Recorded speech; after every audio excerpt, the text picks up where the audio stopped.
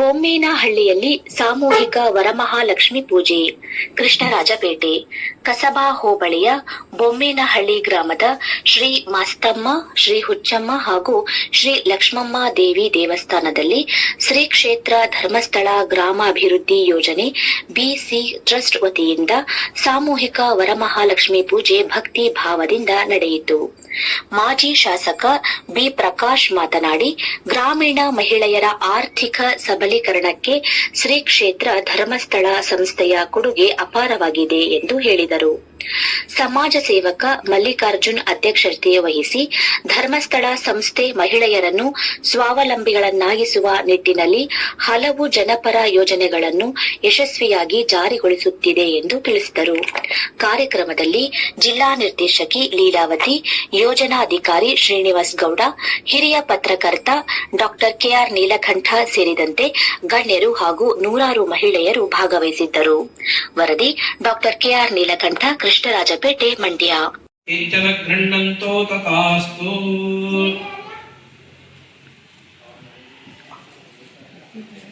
ಕಾರ್ಯಕ್ರಮಕ್ಕೆ ಚಾಲನೆ ನೀಡಬೇಕಾಗಿ ಉದ್ಘಾಟಕರಾಗಿ ಕೇಳಿಕೊಳ್ತೀನಿ. Mallikarjun sir, RTO ಅಧ್ಯಕ್ಷರು, ಜಿಲ್ಲಾ ಅಧ್ಯಕ್ಷರು ಇವರನ್ನು ಕೇಳ್ಕೊಳ್ತೀನಿ. ಅವ್ರ ಜೊತೆ ಗೌರವಾನ್ವಿತರು ಸೇರಿ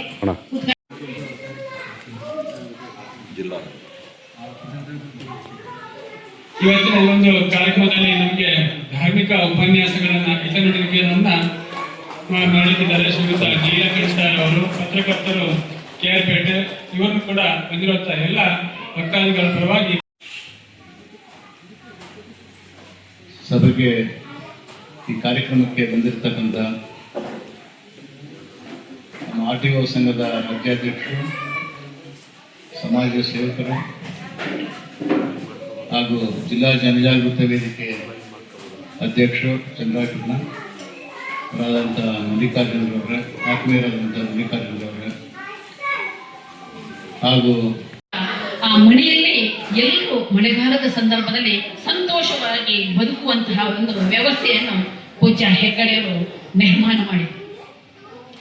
ವಿದ್ಯುತ್ ಶಕ್ತಿಯ ಸಮಸ್ಯೆ, ಶ್ರೀಮಂತರ ಮನೆಯಲ್ಲಿ ಮಾತ್ರ ಬೆಳಕನ್ನು ಕಾಣುತ್ತಿದ್ದಂತಹ ಸಂದರ್ಭದಲ್ಲಿ ಬಡವರ ಮನೆಯಲ್ಲೂ ಬೆಳಕು ಕಾಣಬೇಕು ಅಂತ ಹೇಳುವಂತಹ ನಿಟ್ಟಿನಲ್ಲಿ ಹುಟ್ಟಿಕೊಂಡಿರುವುದೇ ನಂದಾದೀಪ ಕಾರ್ಯಕ್ರಮ. ಈ ಕಾರ್ಯಕ್ರಮದ ಮೂಲಕ ಬಡವರ ಮನೆಯಲ್ಲೂ ಬೆಳಕು ಹರಿಯಿತು. ಬಡವರ ಮನೆಯ ಮಕ್ಕಳು ಕೂಡ ತಮ್ಮ ವಿದ್ಯಾಭ್ಯಾಸವನ್ನು ಉತ್ತಮಪಡಿಸಿಕೊಳ್ಳಿಕ್ಕೆ ಅವಕಾಶಗಳನ್ನು ಪೂಜ್ಯ ಹೆಗ್ಗಡೆಯವರು ಸೃಷ್ಟಿ ಮಾಡಿದರು. ಹೀಗೆ ಕೃಷಿಕರಿಗೆ ಕೊಡುಗೆ ದಾನಿಗಳು ಮಲ್ಲಿಕಾರ್ಜುನ ಚಾರಿಟಬಲ್ ಟ್ರಸ್ಟ್ ಅನ್ನ ಸ್ಥಾಪನೆ ಮಾಡಿ ಏನು ಒಬ್ಬ ಚುನಾಯಿತ ಜನಪ್ರತಿನಿಧಿ ಮಾಡೋದಕ್ಕೆ ಆಗದೇ ಇರುವಂತಹ ಕೆಲಸವನ್ನ ಮಲ್ಲಿಕಾರ್ಜುನ ಅವರು ಮಾಡ್ತಾ ಇದ್ದಾರೆ. ನಮ್ಮ ತಾಲೂಕಿನ ಯಾವುದೇ ಗ್ರಾಮದಲ್ಲಿ ಯಾರಾದ್ರೂ ತೊಂದರೆಯಲ್ಲಿದ್ದಾರೆ, ಕಷ್ಟದಲ್ಲಿದ್ದಾರೆ, ಅವರಿಗೆ ಆರ್ಥಿಕ ನೆರವು ಬೇಕು, ಆ ಗ್ರಾಮಕ್ಕೆ ಏನಾದ್ರೂ ಸಹಾಯ ಆಗ್ಬೇಕು, ಆ ಗ್ರಾಮದಲ್ಲಿ ದೇವಾಲಯ ನಿರ್ಮಾಣ ಆಗ್ಬೇಕು ಅಂತ ಯಾರು ಬಂದ್ರೆ ಯಾವುದೇ ವ್ಯಕ್ತಿ, ಒಬ್ಬ ಸಣ್ಣ ಹುಡುಗಾಗ್ಲಿ, ವಯೋವೃದ್ಧರಾಗ್ಲಿ, ಮಧ್ಯಮ ವಯಸ್ಕರಾಗ್ಲಿ, ಯುವಕರಾಗ್ಲಿ ಯಾರೇ ಕೂಡ ಬಂದು ಕೇಳಿದ್ರೆ ಇಲ್ಲ ಅನ್ನೋ ಮಾತು ಅವರ ಡಿಕ್ಷನರಿಯಲ್ಲಿ ಇಲ್ವೇ ಇಲ್ಲ. ಏನಾದ್ರೂ ಒಂದು ನೊಂದವರಿಗೆ, ಬಡವರಿಗೆ, ಅಸಹಾಯಕರಿಗೆ, ತುಳಿತಕ್ಕೊಳಗಾದವರಿಗೆ, ಶೋಷಿತರಿಗೆ ನಮ್ಮ ತಾಲೂಕಲ್ಲಿ ಸಹಾಯವನ್ನು ಮಾಡ್ತಕ್ಕಂಥ ಒಂದು ಅಭಯ ಹಸ್ತ ಇದೆ ಅಂತ ಹೇಳಿದ್ರೆ ಅದು ನಮ್ಮೆಲ್ಲರ ಪ್ರೀತಿಯ ಮಲ್ಲಿಕಾರ್ಜುನ್ ಅವರು. ಇದುವರೆಗೆ ನಮ್ಮ ಕೆಆರ್ಪೇಟೆ ತಾಲೂಕಲ್ಲಿ 500ಕ್ಕೂ ಹೆಚ್ಚು ದೇವಸ್ಥಾನಗಳಿಗೆ ಧನ ಸಹಾಯವನ್ನು ಮಾಡಿದ್ದಾರೆ. ಪ್ರತಿ ವರ್ಷ ಸಾವಿರಾರು ವಿದ್ಯಾರ್ಥಿಗಳಿಗೆ ಪ್ರತಿಭಾ ಪುರಸ್ಕಾರವನ್ನು ನೀಡ್ತಕ್ಕಂಥ ಕೆಲಸವನ್ನು ಮಾಡಿದ್ದಾರೆ. ಹಾಗಾಗಿ ಅವರ ಸಮಾಜ ಸೇವಾ ಕಾರ್ಯಗಳು ನಿರಂತರವಾಗಿ ನಡೀತಾ ಇದ್ದಾವೆ. ಹಾಗಾಗಿ ಮುಂದಿನ ದಿನಗಳಲ್ಲಿ ತಾಯಿ ಹುಚ್ಚಮ್ಮ ದೇವಿ ಹಾಗೆ ವರಮಹಾಲಕ್ಷ್ಮಿ ಅವ್ರಿಗೂ ಕೂಡ ಒಳ್ಳೆಯದನ್ನ ಮಾಡಲಿ ಅನ್ನುವಂತ ಪ್ರಾರ್ಥನೆಯನ್ನ ಮಾಡ್ತಾ, ಈಗಾಗಲೇ ನಮ್ಮ ಜಿಲ್ಲಾ ನಿರ್ದೇಶಕರಾಗಿರುವಂತಹ ಸಹೋದರಿ ಲೀಲಾವತಿ ಅವರು ಧರ್ಮಸ್ಥಳ ಗ್ರಾಮಾಭಿವೃದ್ಧಿ ಯೋಜನೆ, ವಿಶೇಷವಾಗಿ ಕಾವಂದರಾದ ವೀರೇಂದ್ರ ಹೆಗ್ಗಡೆಯವರು ಏನು ಕೆಲಸವನ್ನ ಮಾಡ್ತಾ ಇದ್ದಾರೆ, ಒಳ್ಳೆ ವಿದ್ಯಾಭ್ಯಾಸವನ್ನ ಕೊಡಿಸೋದ್ರ ಮೂಲಕ ನಮ್ಮ ಮಕ್ಕಳನ್ನೇ ಸಮಾಜಕ್ಕೆ ಆಸ್ತಿಯಾಗಿ ಕೊಡುಗೆ ನೀಡೋದಕ್ಕೆ ಇವತ್ತು ಧರ್ಮಸ್ಥಳ ಗ್ರಾಮಾಭಿವೃದ್ಧಿ ಯೋಜನೆ ವರವಾಗಿ ಕೆಲಸವನ್ನ ಮಾಡ್ತಾ ಇದೆ. ಲೀಲಾವತಿ ಮೇಡಮ್ ಅವರು ಹೇಳಿದ್ರು, ಯಾವ ಯಾವ ಶಾಲೆಗಳಿಗೆ ಶಿಕ್ಷಕರ ಕೊರತೆ ಇದೆ ಅಂತ ಸರ್ಕಾರಿ ಶಾಲೆಗಳಿಗೆ ಅತಿಥಿ ಶಿಕ್ಷಕರನ್ನ ನಿಯೋಜನೆ ಮಾಡುವಂತ ಕೆಲಸವನ್ನ ಗ್ರಾಮಾಭಿವೃದ್ಧಿ ಯೋಜನೆ ಮಾಡ್ತಾ ಇದೆ. ಹಾಗೆ ಯಾವ ಶಾಲೆಗಳಿಗೆ ಡೆಸ್ಕ್ಗಳಿಲ್ಲ, ಬೆಂಚ್ಗಳಿಲ್ಲ, ಮೂಲಭೂತ ಸೌಲಭ್ಯಗಳಿಲ್ಲ, ಯಾವುದೋ ಒಂದು ಊರಲ್ಲಿ ದೇವಸ್ಥಾನದ ಪುನರುಜ್ಜೀವನ ಆಗ್ಬೇಕು, ಡೈರಿಯ ಕಟ್ಟಡ ನಿರ್ಮಾಣ ಆಗ್ಬೇಕು, ಯಾರೋ ಸಂಕಷ್ಟದಲ್ಲಿದ್ದಾರೆ, ಅವರು ಅನಾಥರಿದ್ದಾರೆ ಅಂತವರು ಸ್ವಂತ ಮನೆಯನ್ನ ಹೊಂದೋದಕ್ಕೆ ವಾತ್ಸಲ್ಯ ಯೋಜನೆ, ದುಶ್ಚಟಗಳಿಂದ ಮುಕ್ತರಾಗೋದಕ್ಕೆ ಮಧ್ಯವರ್ಜನ ಶಿಬಿರಗಳು.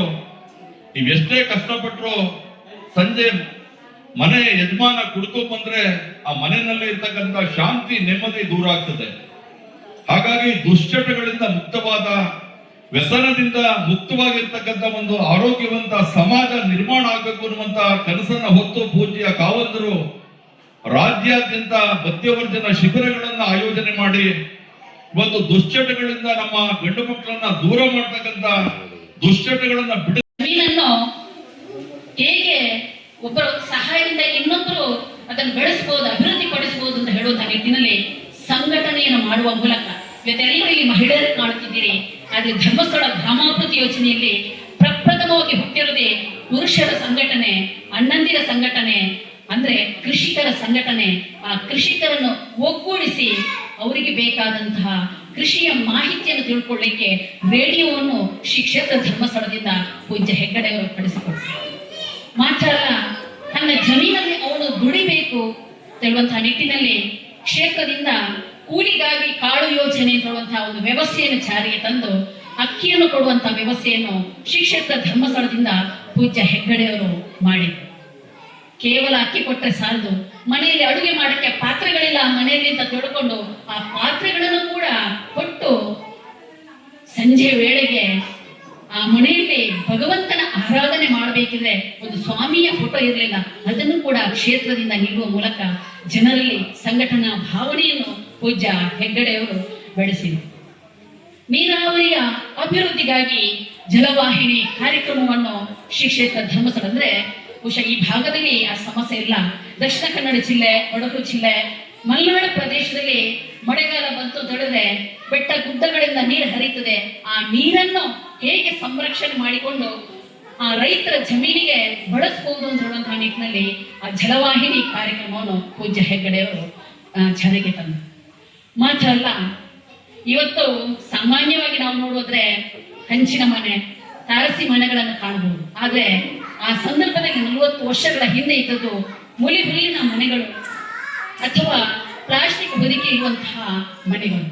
ಈ ಗುಡಿಸಲಿನ ಸಮಸ್ಯೆಯನ್ನು ನಿವಾರಣೆ ಮಾಡಬೇಕು ಅಂತ ಹೇಳುವಂತಹ ನಿಟ್ಟಿನಲ್ಲಿ ಪೂಜ್ಯ ಹೆಗ್ಗಡೆಯವರು ಜೀವನಧಾಮ ಕಾರ್ಯಕ್ರಮವನ್ನು ಕೈಗೊಂಡರು. ಯಾರ ಮನೆಯಲ್ಲಿ ಮುಳಿ ಹುಲ್ಲಿನ ಮನೆ ಇದೆಯಾ?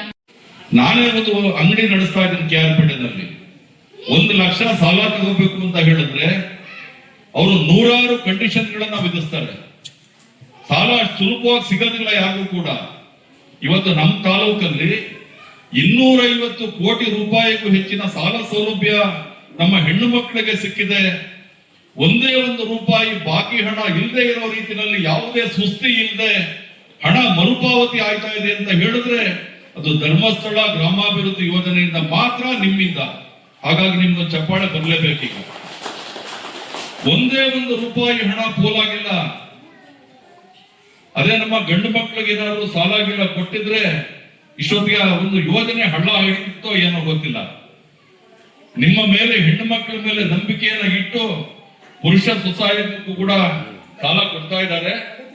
ಪ್ರಗತಿ ಬಂದು ಇದೆ, ಆದರೆ 100ಕ್ಕೆ 99 ಭಾಗ ಹೆಣ್ಣು ಮಕ್ಕಳಿಗೆ ಸಾಲ ಕೊಡ್ತಾ ಇರ್ತಕ್ಕಂಥದ್ದು. ಯಾಕೆಂದ್ರೆ ನೀವು ಪ್ರಾಮಾಣಿಕವಾಗಿ ಮರುಪಾವತಿ ಮಾಡ್ತಾ ಇದ್ದೀರಿ, ಅದರ ಜೊತೆಗೆ ನೀವು ಕೂಡ ಅಭಿವೃದ್ಧಿಯನ್ನ ಹೊಂದ್ತಾ ಇದ್ದೀರಿ. ಇವತ್ತು 13 ವರ್ಷಗಳ ಹಿಂದೆ ನಮ್ಮ KR-ಪೇಟೆ ತಾಲೂಕಿಗೆ ಧರ್ಮಸ್ಥಳ ಗ್ರಾಮಾಭಿವೃದ್ಧಿ ಯೋಜನೆ ಬಂದಾಗ ನಮ್ಮ ತಾಲೂಕಿನಲ್ಲಿ ಹೆಣ್ಣು ಮಕ್ಕಳ ಸ್ಥಿತಿಗತಿಗಳು, ಆರ್ಥಿಕ ಪರಿಸ್ಥಿತಿ ಬಹಳ ಸಂಕಷ್ಟದಲ್ಲಿತ್ತು. ಗ್ರಾಮೀಣಾಭಿವೃದ್ಧಿ ಯೋಜನೆ ಅಸ್ತಿತ್ವಕ್ಕೆ ಬಂದ ನಂತರ ನಮ್ಮ ಹೆಣ್ಣು ಮಕ್ಕಳ ಜೀವನ ಮಟ್ಟನೇ ಸುಧಾರಣೆ ಆಗೋಯಿತು. ಪ್ರತಿಯೊಬ್ಬರು ಕೂಡ ಒಂದು ಸ್ವಾವಲಂಬಿಯಾಗಿ ಸಮೃದ್ಧವಾದ ಜೀವನವನ್ನ ನಡೆಸೋದಕ್ಕೆ ಬೇಕಾದಂತ ಎಲ್ಲ ರೀತಿಯ ತರಬೇತಿಯನ್ನ, ಮಾರ್ಗದರ್ಶನವನ್ನ, ವೃತ್ತಿ ಕೌಶಲ್ಯವ ತರಬೇತಿಯನ್ನ ನೀಡುವಂತ ಕೆಲಸವನ್ನ ಧರ್ಮಸ್ಥಳ ಗ್ರಾಮಾಭಿವೃದ್ಧಿ ಯೋಜನೆ ಮಾಡ್ತಾ ಇದೆ. ಹಾಗಾಗಿ ಇವತ್ತು ನಮ್ಮ ತಾಲೂಕಿಗೆ, ನಮ್ಮ ನೆಲಕ್ಕೆ, ನಮ್ಮ ನಾಡಿಗೆ ವರವಾಗಿ ಬಂದಿರುವಂತ ಶ್ರೀ ಕ್ಷೇತ್ರ ಧರ್ಮಸ್ಥಳ ಗ್ರಾಮಾಭಿವೃದ್ಧಿ ಯೋಜನೆ ನಮ್ಮೆಲ್ಲರ ಹೆಮ್ಮೆಯ ಸುಕೃತ ಭಾಗ್ಯ ಅಂತ ನಾನಾದ್ರೂ ಹೇಳ್ತೀನಿ. ಗ್ರಾಮಾಭಿವೃದ್ಧಿ ಯೋಜನೆ ಕಾಮಧೇನು ಕಲ್ಪವೃಕ್ಷದ ರೀತಿನಲ್ಲಿ ಕೆಲಸವನ್ನ ಮಾಡ್ತಾ ಇದೆ. ಈಗ ಪ್ರಕಾಶನ ಹೇಳ್ತಾ ಇದ್ರು, ಧರ್ಮಸ್ಥಳ ಗ್ರಾಮಾಭಿವೃದ್ಧಿ ಯೋಜನೆ ನೀಡ್ತಾ ಇರ್ತಕ್ಕಂಥ ಸಾಲ ಸೌಲಭ್ಯ ಕಾವಂದರು ನೀಡ್ತಾ ಇರ್ತಕ್ಕಂಥದ್ದು ಅಂತ ತಪ್ಪು ಮಾಹಿತಿ ಅವ್ರಿಗೆ ಇತ್ತು. ಯಾವಾಗ ನಮ್ಮ ಲೀಲಾವತಿ ಮೇಡಮ್ ಅವರು ವಿವರವಾಗಿ ಶ್ರೀ ಕ್ಷೇತ್ರದ ವತಿಯಿಂದ ನಡೀತಾ ಇರ್ತಕ್ಕಂಥ ಎಲ್ಲ ಕಾರ್ಯಕ್ರಮಗಳ ವಿವರವನ್ನ ನೀಡಿದಾಗ ನಿಜವಾಗ್ಲೂ ಕೂಡ ಅವ್ರಿಗೆ ಅಚ್ಚರಿ ಆಯಿತು. ಇವತ್ತು ಅವರು ಬ್ಯಾಂಕು ಮತ್ತು ಪ್ರಗತಿ ಬಂಧು ಸ್ತ್ರೀ ಶಕ್ತಿ ಸ್ವಸಹಾಯ ಸಂಘಗಳ ನಡುವೆ, ಧರ್ಮಸ್ಥಳ ಗ್ರಾಮಾಭಿವೃದ್ಧಿ ಯೋಜನೆಯ ನಡುವೆ ಅವರು ಸಂಪರ್ಕ ಸೇತುವೆ ರೀತಿಯಲ್ಲಿ ರಾಷ್ಟ್ರೀಕೃತ ಬ್ಯಾಂಕುಗಳ ಮೂಲಕ ಕಡಿಮೆ ಬಡ್ಡಿ ದರದಲ್ಲಿ ಸಾಲ ಸೌಲಭ್ಯವನ್ನ ಕೊಡ್ತಕ್ಕಂತ ಕೆಲಸವನ್ನ ಮಾಡ್ತಾ ಇದ್ದಾರೆ. ಹಾಗಾಗಿ ಇವತ್ತು ನಮ್ಮ ನಾಡಿಗೆ ವರವಾಗಿ ಬಂದಿರತಕ್ಕಂತ ಧರ್ಮಸ್ಥಳ ಗ್ರಾಮಾಭಿವೃದ್ಧಿ ಯೋಜನೆ ಬಗ್ಗೆ ನಾವೆಲ್ಲರೂ ಕೂಡ ಬಹಳ ಭಕ್ತಿಯಿಂದ ನೋಡ್ತಕ್ಕಂತ ಪುಣ್ಯ ಕ್ಷೇತ್ರ ಯಾವುದಾದ್ರೂ ಇದ್ರೆ ನಮ್ಮ ರಾಜ್ಯದಲ್ಲಿ ಅದು ಧರ್ಮಸ್ಥಳ ಕ್ಷೇತ್ರ. ಧರ್ಮಸ್ಥಳ ಕ್ಷೇತ್ರಕ್ಕೆ ಹೋದಾಗ ಸಿಗ್ತಕ್ಕಂಥ ಮಾನಸಿಕ ನೆಮ್ಮದಿ, ನಾವು ಏನೋ ಒಂದು ಮನಸ್ಸಿಗೆ ಅಂದ್ಕೊಂಡಿದೀವಿ ಆ ಕೆಲವೊಂದು ಕೆಲಸವನ್ನ ಸಾಧಿಸಬೇಕಾದ್ರೆ, ನಮ್ಮ ಆಸೆ ಆಕಾಂಕ್ಷೆಗಳು ಪೂರೈಕೆ ಆಗ್ಬೇಕಾದ್ರೆ ಮಂಜುನಾಥನ ಆಶೀರ್ವಾದ ಬೇಕೇ ಬೇಕು. ಹಾಗಾಗಿ ಇವತ್ತು ಧರ್ಮಸ್ಥಳ, ಕೆಲವರು ಇದ್ದಾರೆ ನಮ್ಮಲ್ಲಿ ಸ್ವಾರ್ಥ ಸಾಧಕರಿದ್ದಾರೆ. ಮಹೇಶ್ ಶೆಟ್ಟಿ ತಿಮರೋಡಿ ಅಂತಕ್ಕಂಥವ್ರು, ಗಿರೀಶ್ ಮಟ್ಟಣ್ಣನವರು ಅಂತವರು ಕ್ಷೇತ್ರದ ಬಗ್ಗೆ ಇಲ್ಲ ಸಲ್ಲದ ಅಪಪ್ರಚಾರವನ್ನ ಮಾಡಿದ್ರು. ಮೇಡಮ್ ಅವರು ಹೇಳಿದಾಗ ನೀವು ಯಾರು ಕೂಡ ಸಾಲದ ಹಣವನ್ನು ಮತ್ತೆ ಕಟ್ಟಬೇಡಿ ಅಂತ ಅಪಪ್ರಚಾರ ಮಾಡಿದ್ರು. ಆ ಅಪಪ್ರಚಾರಕ್ಕೆಲ್ಲ ಒಂದೇ ಉತ್ತರ, ಯಾವತ್ತು ನ್ಯಾಯ ನೀತಿ ಧರ್ಮಕ್ಕೆ ಜಯ ಸಿಗುತ್ತೆ ಅನ್ನೋದು ನಮ್ಗೆಲ್ಲ ಕೂಡ ಈಗ ಅರಿವಾಗಿದೆ.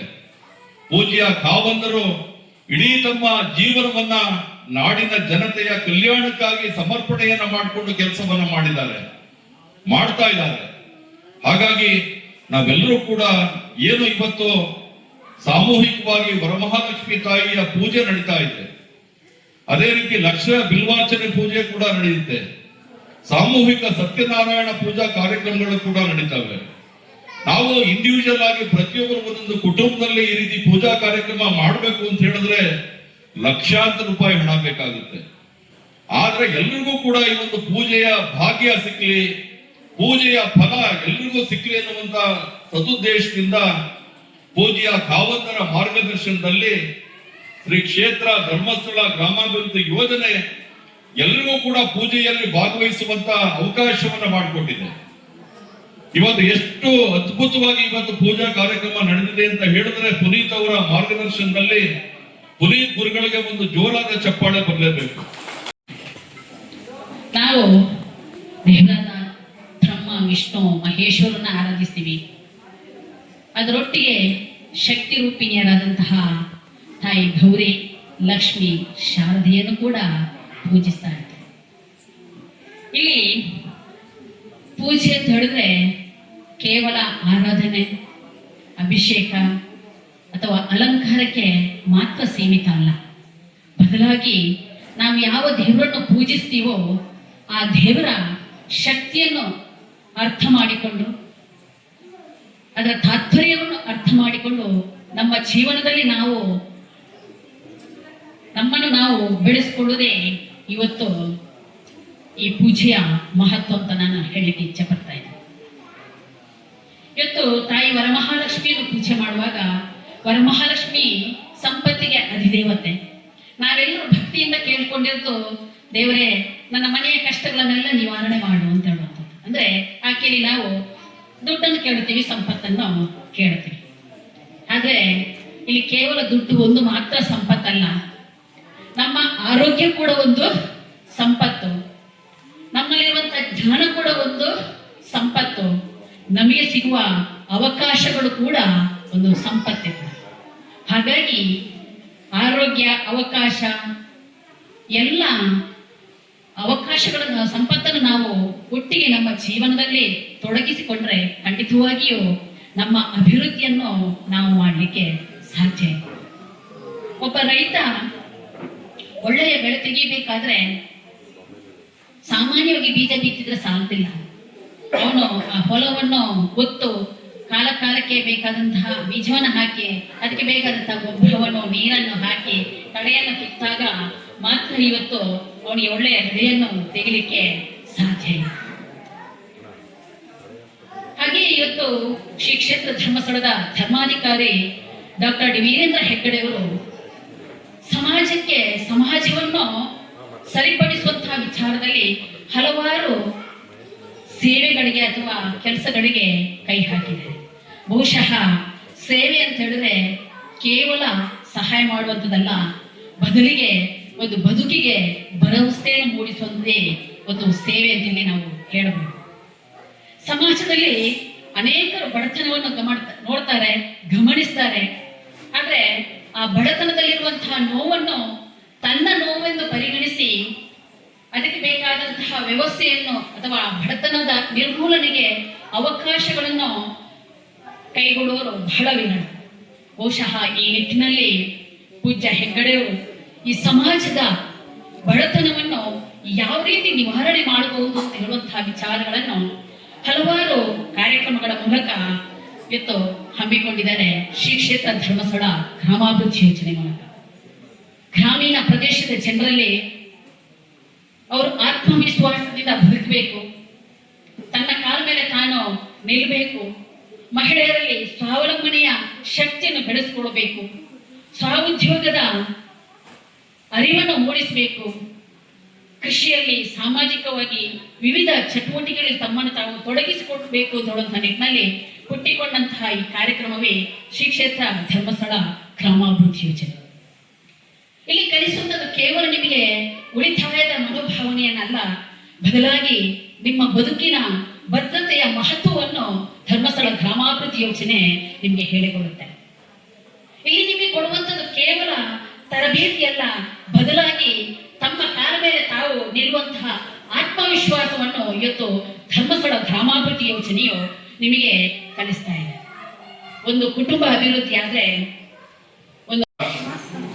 ನಮ್ಮ ಕೃಷ್ಣರಾಜಪೇಟೆ ವಿಧಾನಸಭಾ ಕ್ಷೇತ್ರದ ಮಾಜಿ ಶಾಸಕರು, ಹೇಮಾವತಿಯ ವರಪುತ್ರರು ಇವತ್ತೇನಾದ್ರೂ ನಮ್ಮ KR ಪೇಟೆ ತಾಲೂಕಲ್ಲಿ ಹೊಸವಳವ ಕೆರೆ ನೀವೆಲ್ಲ ನೋಡಿದ್ದೀರಿ.